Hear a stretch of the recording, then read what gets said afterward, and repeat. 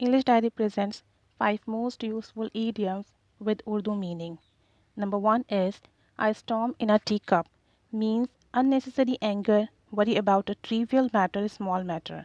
राई का पहाड़ बनाना छोटी छोटी बातों पर गैर मामूली बातों पर परेशान होना और बहुत ज़्यादा गुस्सा करना. Example if you ask me these protest are nothing but a storm in a tea cup. अगर आप मुझसे पूछें तो ये मुजाहिरे कुछ भी नहीं बस राई का पहाड़ बनाना है. Number 2 is like a bat out of hell. हवा के घोड़े पर सवार होना यानी बहुत तेज़ी से काम करना, बहुत तेज़ी मचाना. वेरी फास्ट एंड क्रेजी बहुत तेज़ और जानलेवा. Yesterday Ali was driving like a bat out of hell. कल अली इतनी तेज़ गाड़ी चला रहा था जैसे हवा के घोड़े पर सवार हो. Number 3 bring your a game. बेहतरीन कारकर्दगी और काम. परफॉर्म एट योर बेस्ट यानी अपनी सबसे अच्छी परफॉर्मेंस देना. Example Junaid brought his a game today. He got his best ever score.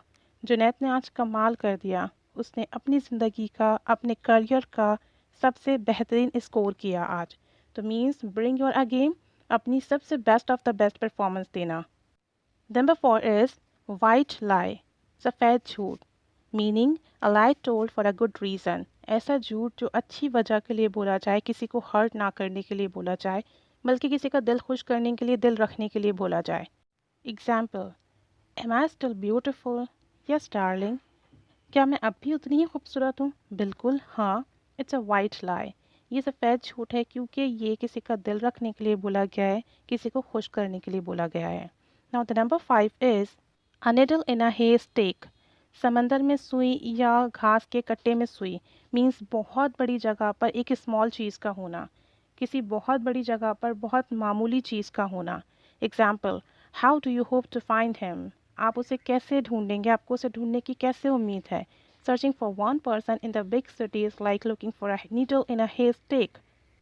इतने बड़े शहर में किसी एक शख्स की तलाश ऐसे ही है जैसे कि समंदर में सुई तलाश करना, यानी घास के कट्टे में सुई तलाश करना.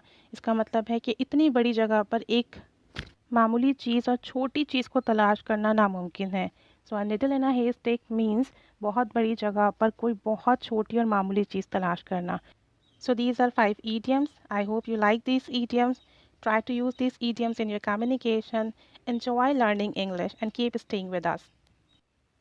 Thanks for your time and thanks for watching.